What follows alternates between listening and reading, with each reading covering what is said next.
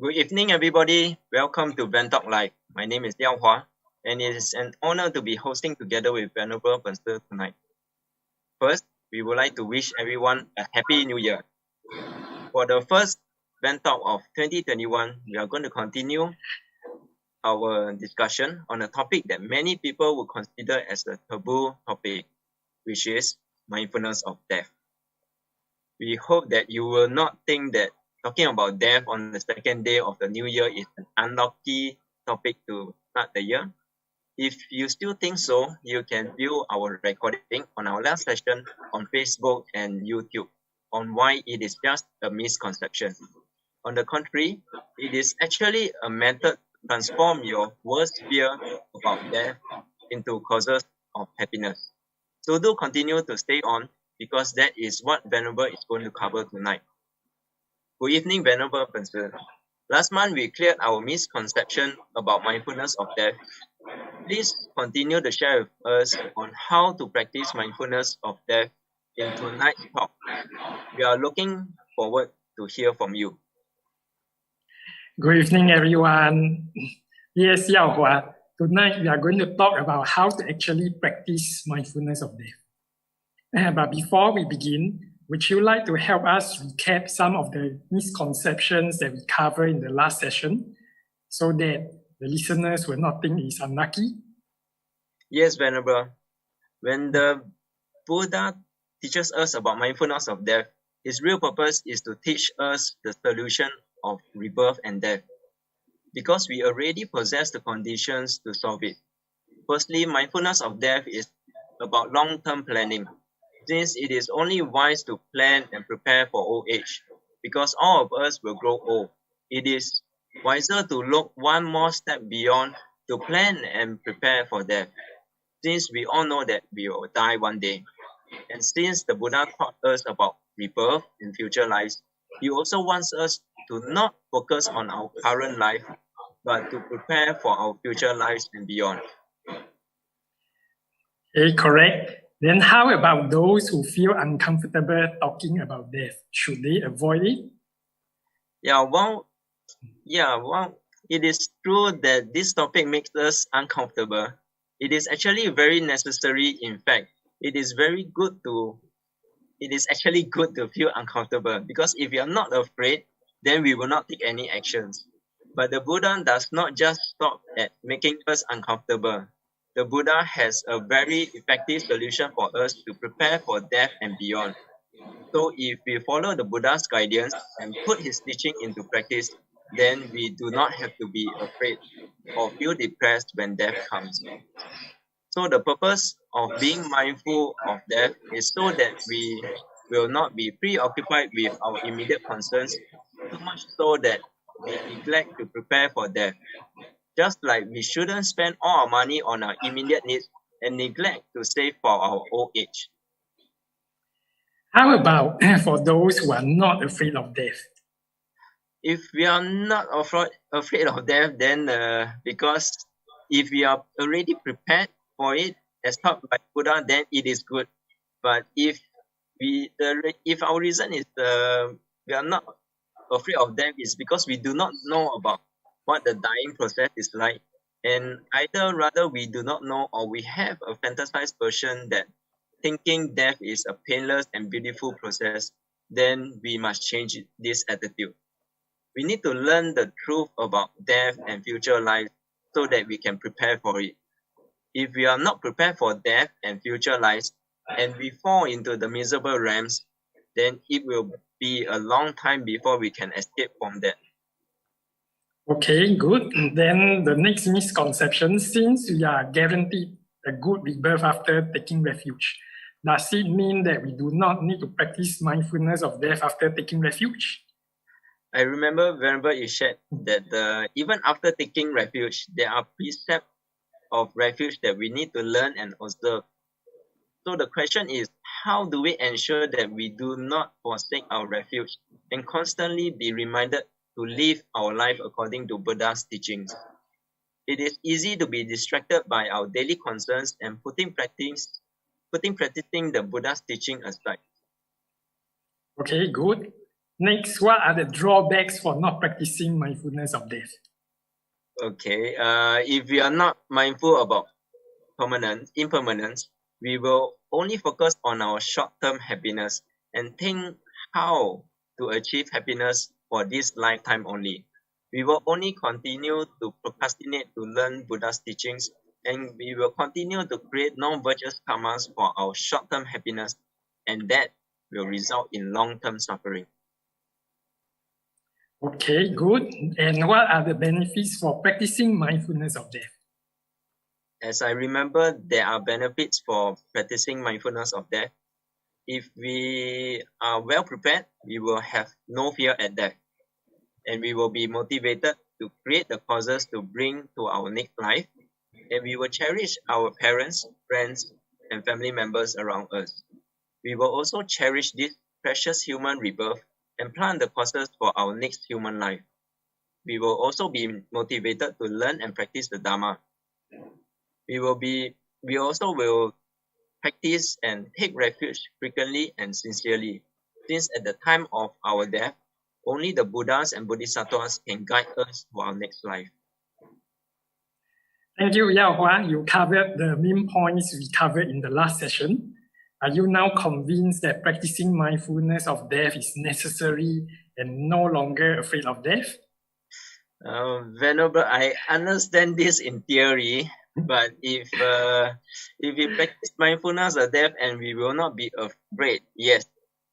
But how do we actually practice so that we will not be afraid? Yes, this is where we left off from our last VenTalk. We will continue to discuss this, how to practice mindfulness of death. The contents that we will discuss below are adapted from the textbook that we use here in BW Monastery, the Great Treatise on the Stages of the Path to Enlightenment. Okay, so mindfulness of death is not just, you keep repeating, I'm going to die, I'm going to die. Yeah, it's not like that.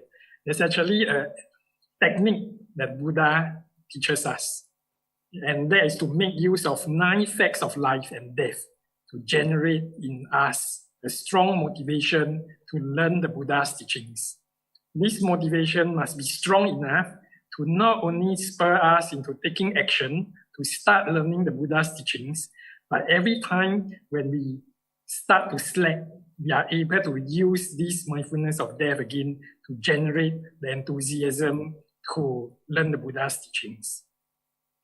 Remember, this purpose is very important because if we forget about this purpose, we will fall into the undesired outcome of becoming very negative about life. If we keep on thinking about death. Okay, so Venerable, what are the 9 facts that you have mentioned? And how do we use them to practice mindfulness of death? We will start from the most obvious reality about death. And this first reality is what everyone knows, but rather not think about. So this first reality is that death will definitely come one day. Under this reality, there are 3 facts that we can make use of. The first is death cannot be avoided. Everyone will die, and everyone must die one day.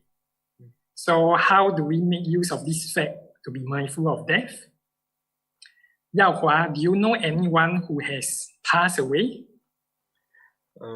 Venerable, I remember my grandfather who has passed away, but that was many years ago when I was still studying. Other than that, in the recent years, I attended a few funerals for my friends whose parents has passed away. And yes, I don't think there's anyone who has never known anyone who didn't die. So everyone can make use of this fact to practice mindfulness of death. Whenever you hear, so how do we actually practice this? Whenever you hear or read news of anyone who has died, you can remind yourself, everyone must die one day, and that everyone includes me. So this will remind us that we will not live on forever. Okay, that sounds like a first step that everyone can take. So every day there will be news about people dying. Yes, but that is still, this first step is still not enough. So we need the second fact. And the second fact is that time passes very fast and our lifespan cannot be extended, but constantly diminish. So again, this fact is something that is very obvious to us when we think about it. Yeah, yes, time really passes very fast. It is the new year again. And I recall it really feels like yesterday that we were having this countdown celebration in the monastery, and that was for 2019. And I still remember there was the laser display that was memorable for me. And in a flash, 2020 just passed like that. And now we are in 2021. Yes, time passes very fast. In fact, we had the year-end celebration only just on Thursday, for 2020. So this actually means that because time passes by very fast, this actually means that since you will die one day and your lifespan cannot be extended, it means that your lifespan is constantly being diminished. In other words, your lifespan reduces with each passing day, and the speed of decrease is faster than you are aware of. Okay, so Venerable, how do we make use of this fact to practice mindfulness of death? Okay, firstly, think of how many years you have lived, and then take stock of how many years you have left. For example, I am 54 years old now. I'll be 55 in July. It's the new year. So if we take the average lifespan of 83 years old for the male Singaporean, then I will have already lived more than 2/3 of my life, which means that I have only less than 30 years of my life left. Not only have I left less than 1/3 of my life, but time passes very fast. As you said just now, it is now a new year again. Another year has passed by so fast. Have I made use of the past year to live my life meaningfully, or have I wasted another year? So that is how we can reflect our life. And then, have I done enough of all the things that I've done last year? Have I done anything? And have I done enough to prepare for death? Have I done enough to prepare for future lives? Am I confident to handle death when it comes? If I am not, how many more years left do I have to prepare for it? Do I want to spend the rest of my life doing what I've been doing and continue to do what I've been doing? So when you think about the kind of happiness that we seek, they are mostly happiness of this life. Happiness that we cannot bring to our next life. And these happiness are not concrete. Once the happiness passes, you can't get it back again. For example, you can think about the good times that you have in the past, your good looks, your good fitness, places that you have been to, company of friends that you enjoy with. Those are just memories now. Yes, Venerable. I'm very sure that most of us enjoy the time when we are studying. So apart from the studying part, the fun we had was always something that we will always recall when we gather for our school gatherings. Yes, I also enjoy my school days a lot, especially my uni days. It was in the 1980s and NTU just started. So it was a very quiet place then, NTU. Yeah, and life was simple back then. I stayed in the hostel, and then every day after lessons, I would spend the evening with friends, exercising, playing, having supper, studying together. Then after I graduated, I also had a very enjoyable time working overseas for a few years. The group of colleagues, we get along very well with one another. And then on work days, we work very hard. And on the weekends, we will spend the weekend touring the country. Okay, but thinking back, all those are just memories to me now. So we can conclude from this that we have been spending most of our life on things that leave nothing but just a memory once it is done. If this is true even now, then it's not difficult to imagine that if we continue to do this, we will have regrets at the time of our death for spending our life on things that leave us no concrete benefits. So this is a wake-up call for us.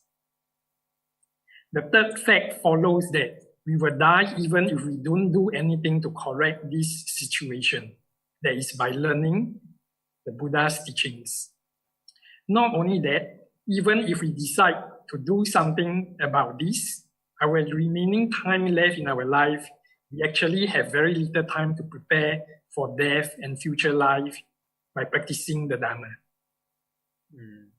Okay, but how is it that we have little time to prepare for it? Even for you at the age of 54 years old, you still have about 30 years to practice the Dharma. For me, if I were to start like today, I still have about 45 years left in my life. Like you say, 30 years seems a lot of time. But if you don't think deeply about it, it seems that there's still a lot of time left.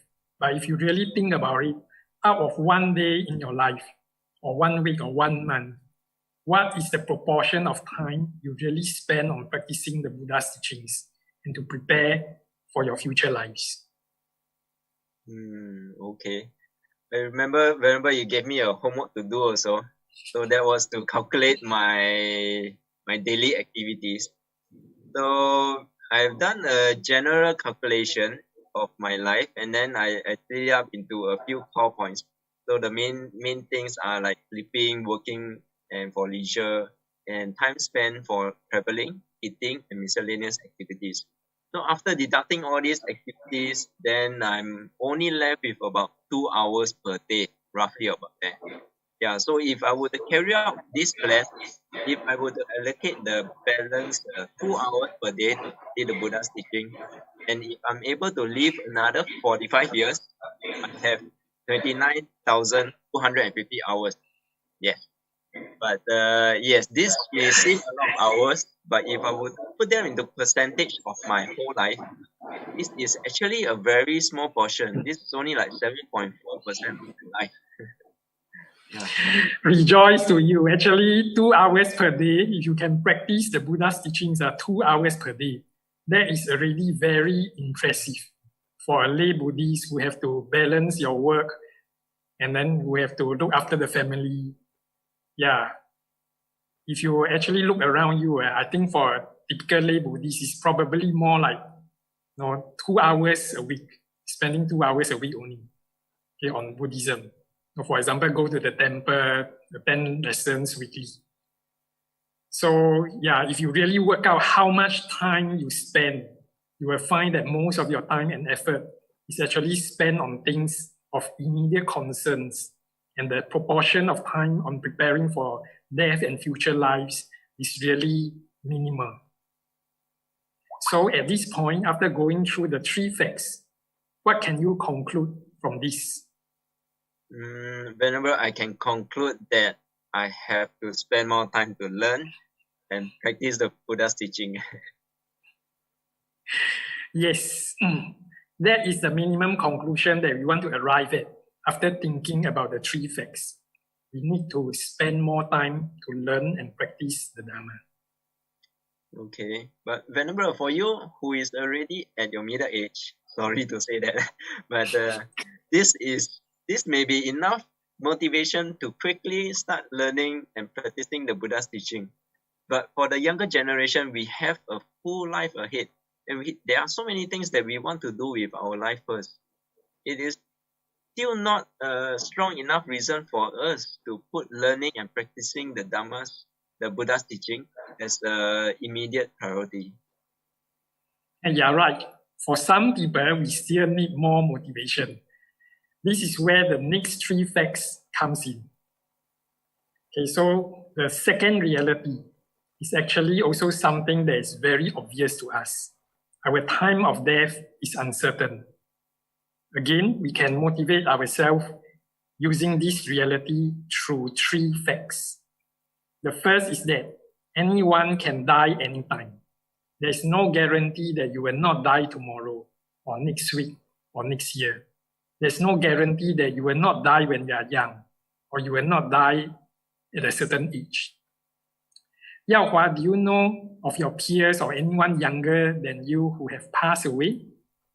Around me, no, there's not nobody dying around me. But one thing that shocked me was last year there was this famous basketball player who died in a helicopter crash together with his 13-year-old daughter. And this really saddens me because it reminded me that death can happen to anybody and at any age. So. You are more fortunate than me. For me, since primary school, I had friends who passed away. There was a schoolmate who passed away because of leukemia. Another committed suicide in secondary one because he couldn't take the stress. And then during NS, a friend went missing during a military exercise and he was found dead in a river. Then 3 months after I started my first job, we went to the US for training and a colleague died in a car crash when we were undergoing training there. So I have colleagues and friends, and then I have colleagues and friends from my subsequent jobs who pass away prematurely. So throughout my life, I've seen many of my peers pass away. So when we see or hear or recall the untimely death of people you know or you have heard of, you can use this to remind yourself that life is uncertain. It can also happen to me anytime. Other than untimely death, you can also use your external environment to remind you how easy external circumstances can change that threatens your survival.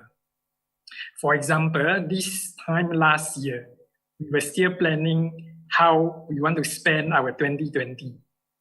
But the COVID virus strikes, and then in less than 3 months, our lives changed so drastically. A lot of us lost our jobs. Many face financial difficulties, and all of us face uncertainties and inconvenience in our lives. Yes, this COVID-19 really caught us off guard. It seems unreal at the beginning. However, we are forced to step up our personal hygiene and preventions. And who would imagine that wearing masks is necessary for everyone? This fear of contracting a disease, as well as distancing, working from home, all these various mitigation methods to control this virus are real. Yeah. Yes, other than calamities like this, if you ever had a serious illness or a close brush with death, think about what goes on in your mind during the experience. Were you prepared for death? The next time you may not be that lucky. We work hard and busy ourselves with many activities every day in order to survive. But we do not even need to ask for accident, sickness, and other calamities that threatens our survival to come our way. So we can constantly use these experiences to remind ourselves that there's no guarantee you will still be alive this time next year. And then you can ask yourself, am I prepared for death and future lives if I were to face death? Okay. But so far I've been lucky. I didn't have any close brush with death or have any serious illnesses. But during COVID-19, I actually felt ill twice. And once was a persistent cough and the other was a persistent fever. It did set me thinking if I had COVID-19 and I will to pass to my family. But if I were to die from this disease, I was not too worried. Or rather, I did not really think that I would die from it. Yeah, so I was actually more afraid that I would cause other people to die instead. So I always felt that it was a very regrettable thinking that I had during that time. Yes, so actually, if we really think about it, yeah, you gave a very good example. If we really think about it, usually it does not cross our mind that we will die, even when we contracted a disease that may eventually lead to death. So that is why practicing mindfulness of death is important. We can use these kind of occasions as opportunities to practice mindfulness of death and remind ourselves of our own vulnerability. So this leads to a third fact that you can use to remind yourself that death is certain, being alive is uncertain. Our body is actually very fragile. Serious illness can strike us anytime. So, for example, in Singapore, 1 in 4 persons can develop cancer in their lifetime. So that is actually a very high chance. It's 25%. Okay, so out of 4 persons, 1 person will get cancer in his lifetime. That's very high. So for example, my mom passed away of brain tumor in July last year. And then my aunt passed away from lung cancer 2 years ago. As a venerable, I receive news very frequently of our devotees or their family members contacting cancer or passing away from it. So the figure that we see here, 1 in 4 persons, this is very real to me. Okay, and then if you have a chronic condition, for example, high blood pressure, high cholesterol, okay, you can also use this to remind yourself how fragile your body is. When you think about it, many delicious food, it tastes so delicious, but it's actually unhealthy and will cause chronic diseases like high cholesterol. So even things that are supposed to maintain life or give us happiness may lead us to death. Yes, Venerable. COVID-19 is a serious reminder that everyone is exposed to death from illnesses. And we still have not even touched about the other possibilities for death, like from accident or wars or other means. Yes, so the conclusion from this is that don't postpone your Dharma practice until conditions are more suitable, that they may never come if you continue to wait. Don't let excuses get in your way. You need to take proactive action to make it happen. If you think you don't have the suitable conditions to learn the Dharma, then you need to create the suitable conditions. If you are busy with work, you need to reprioritize, make time, okay, take an active approach to make time for your Dharma study and your Dharma practice. Stop making excuses and take action now. You're right, Venerable. All these facts add up. Not only will we die, but we will die anytime also. Yeah, and even if we are alive, we spend little time to think about death and future life. But the reality is that life is so hectic. We are faced with so many immediate issues that we need to handle on a day-to-day basis. And death is something that seems far away when we are faced with our pressing concerns. It is really hard to let go of these immediate concerns and pleasures to continue to study the Buddha's teaching. I used to spend a lot of time on handphone games, and I played them for years and every day.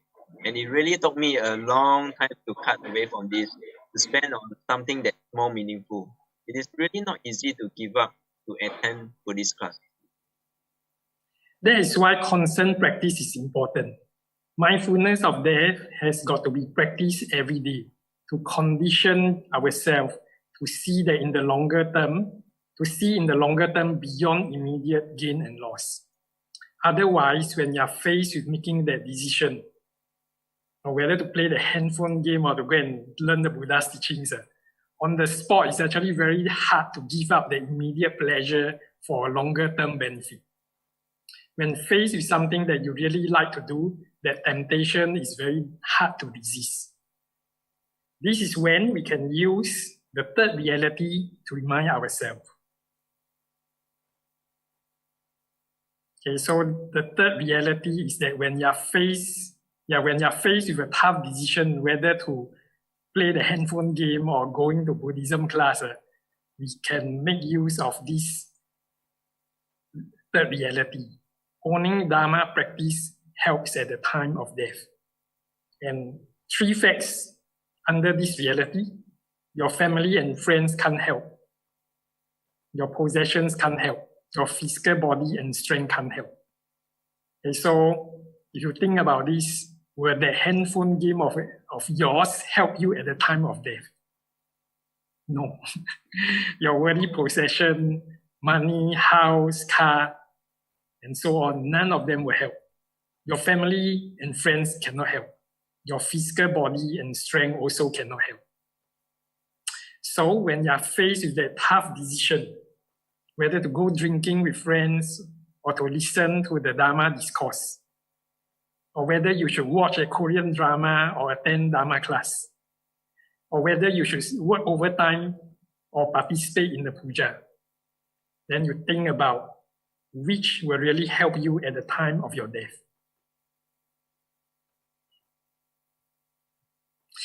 The only thing that can help us at the time of death are the Buddhas, Bodhisattvas, and their teachings. So when you think about this, you can come to a conclusion. Okay, that you need to allocate and spend time on things that you can bring to your next life. It is worthwhile to give up on the handphone game to go for your Dharma class.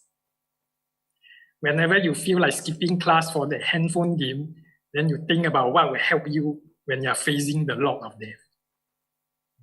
Okay, thank you, Venerable.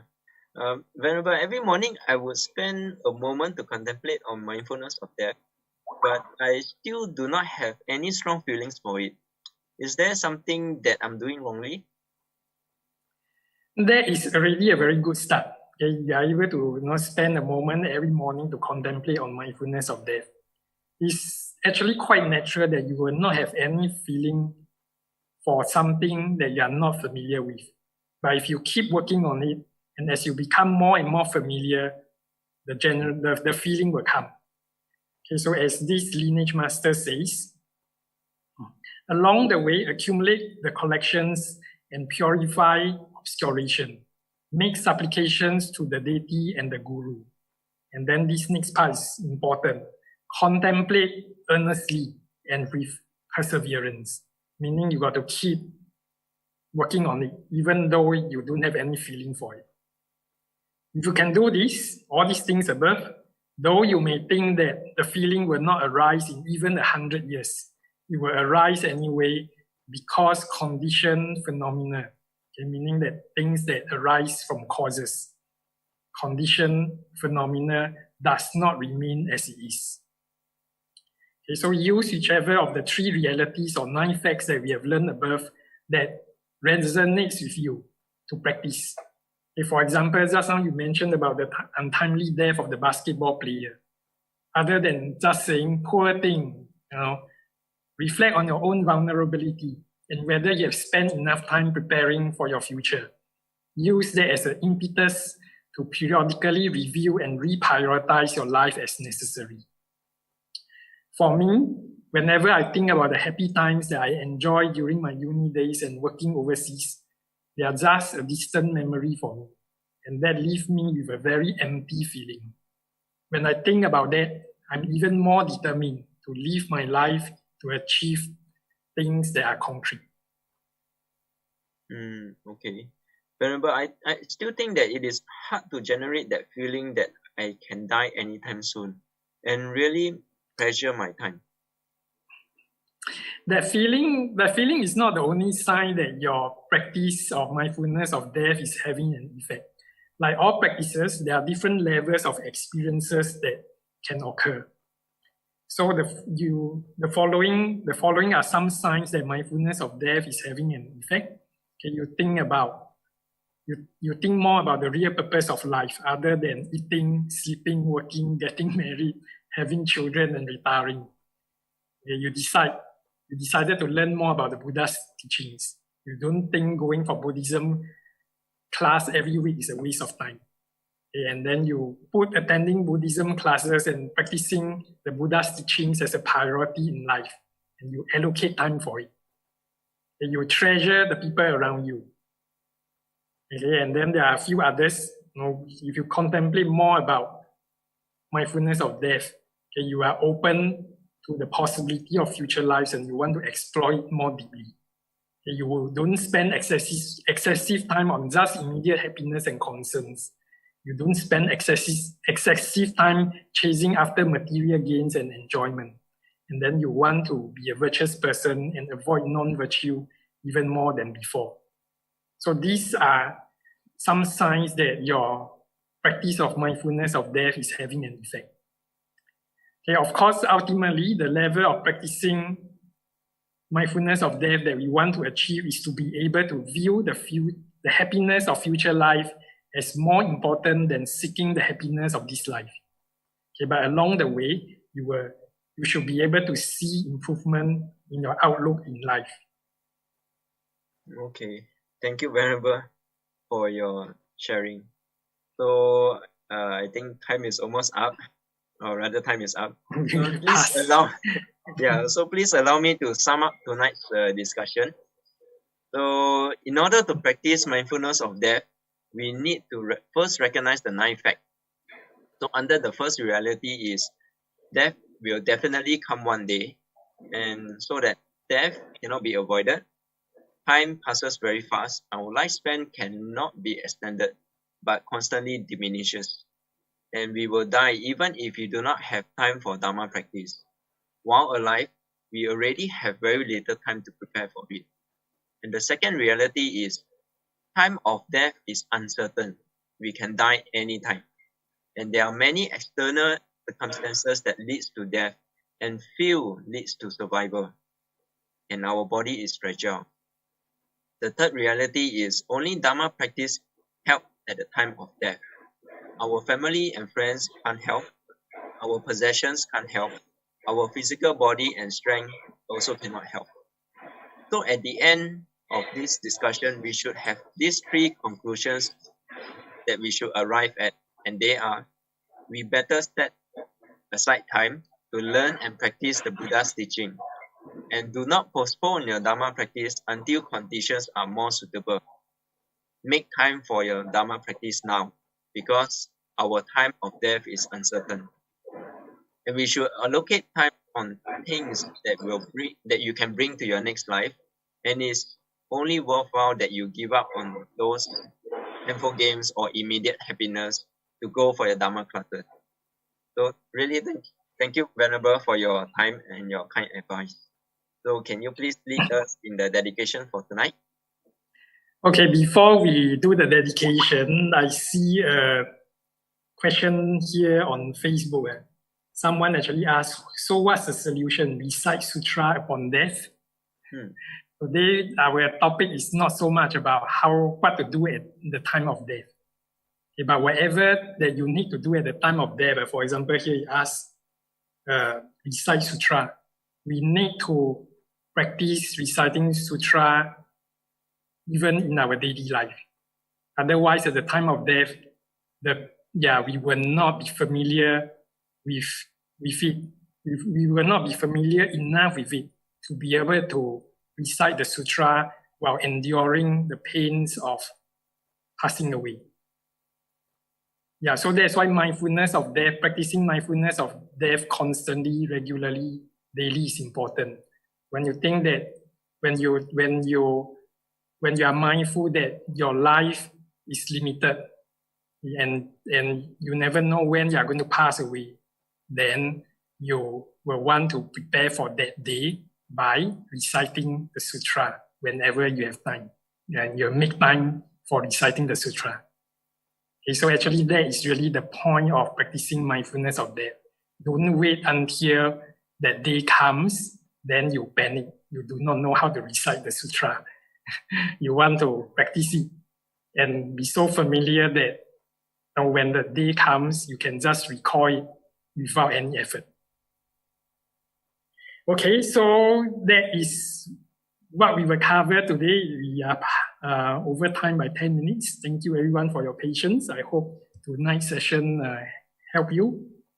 And then just a reminder that VenTalk will be on every first Saturday and third Saturday. So second Saturday and fourth Saturday, and if there's a fifth Saturday, there isn't any VenTalk. We are only on the first and the third Saturday. So which means that the next VenTalk will be on the 16th of January. Okay, so do join us again. Okay, so now we will do dedication. May these profound merits and virtues be dedicated. May we eliminate all karmic obstacles, and together may we attain the state of Buddhahood. Okay, thank you, Venerable. Good night, everybody. Happy New Year. Good night and have a great 2021.